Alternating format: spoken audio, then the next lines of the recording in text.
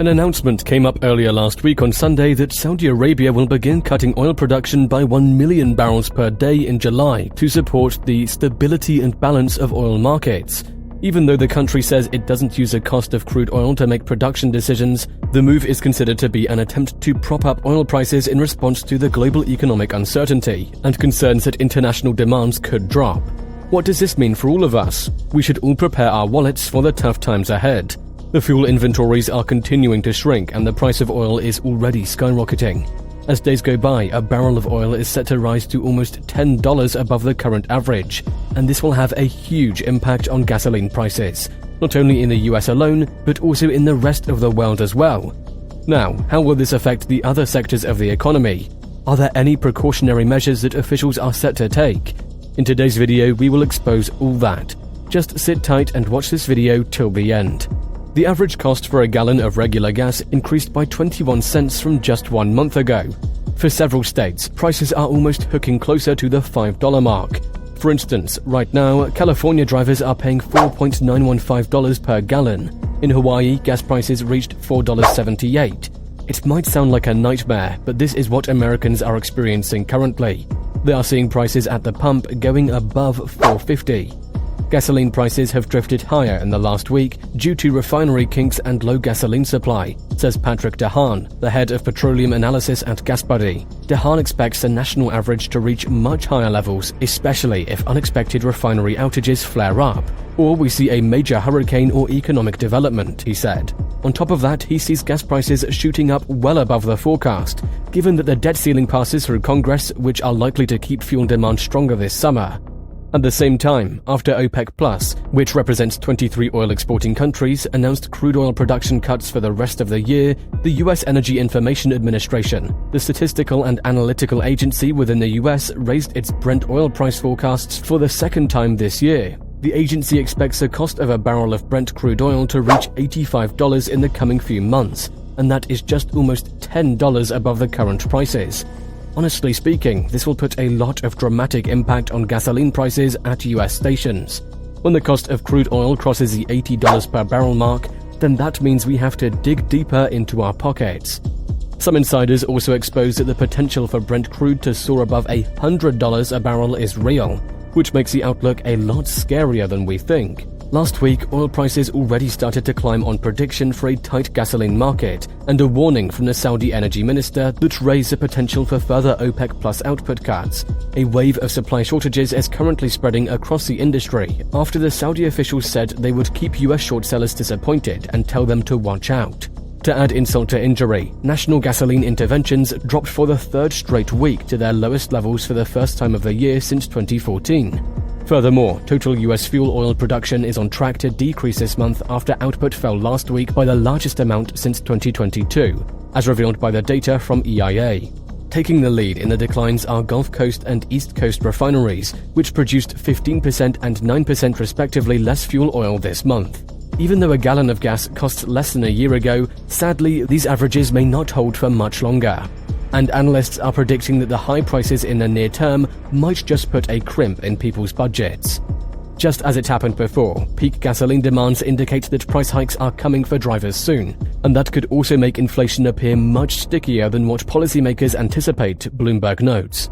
When inventories start to dwindle and people notice that prices are rapidly skyrocketing, they tend to hoard fuel before stations run completely dry. And just to give you a snappy example, back in 2021, Americans witnessed huge lines outside gas stations due to supply disruptions and higher costs. According to CBS, this year, one single extreme weather event left 7 states without fuel, including Virginia and North Carolina, which even declared a state of emergency to prevent the crisis from escalating. Recently, the entire Miami-Fort Lauderdale area faced massive gasoline outages after a historic storm caused flooding and triggered a wave of panic buying by drivers filling their gas tanks. Data from GasBuddy showed that 58% of gas stations in Miami-Fort Lauderdale didn't have any fuel. Not only did Miami face this massive shortage, but also Port Everglades and Roosevelt Boulevard didn't have any fuel to offer its customers. The affected areas therefore faced massive closures because of intensified demand caused by drivers rushing to gas stations that were still open, a scenario that is most likely to repeat this summer. A few weeks ago, researchers at Carnegie Mellon University published a study in the Electricity Journal that found out that US gas pipelines were at a greater risk of facing widespread outages.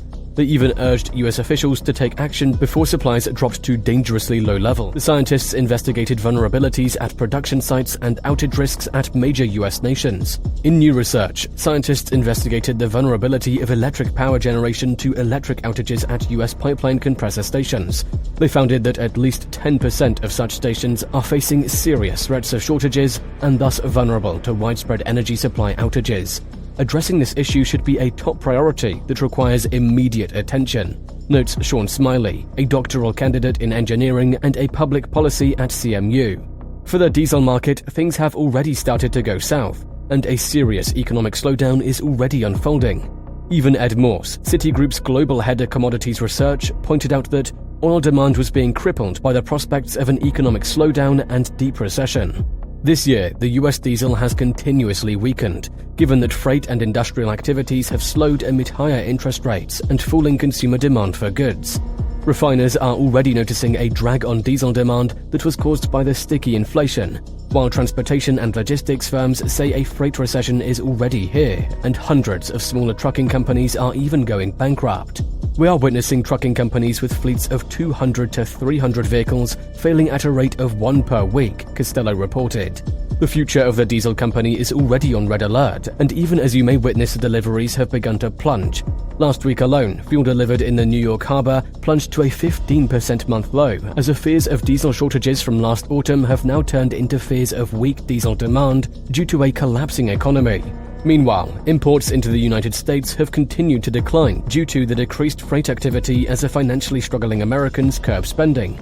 Shipping giant Maersk flagged the lowest level of container imports in Los Angeles and Long Beach, the main gateways for the United States and Asia since March 2020, when the pandemic and lockdown swept America. Container imports to those ports dropped by 38% in February from a year earlier. This drastic slowdown in the freight market is full proof that we're heading to a very big crisis that nobody knows of. Within a very short period of time, Americans should be expecting unpleasant surprises at the pump, while in the longer term, they should expect unprecedented outages and a downturn, unlike anything we have ever seen before. For the most part of their solution measures, the Biden administration has tried hard by releasing millions of barrels of oil from a strategic petroleum reserve since last year in an effort to keep petroleum prices down. Biden himself also traveled to Saudi Arabia to ask them to increase oil production. With such a response to the situation, do you think that the Biden administration is trying to help the situation at hand? What do you think needs to be done to help cool the oil crises? Please don't forget to leave your suggestions in the comment box down below. Here comes the end of our video today. We hope you guys found this video interesting and especially informative. If you enjoyed watching it, don't forget to give us a thumbs up. If you are still new here, you can promote our work by subscribing to this channel and hitting the notification bell for more of our video uploads. Thank you for watching, and let's meet in our next video.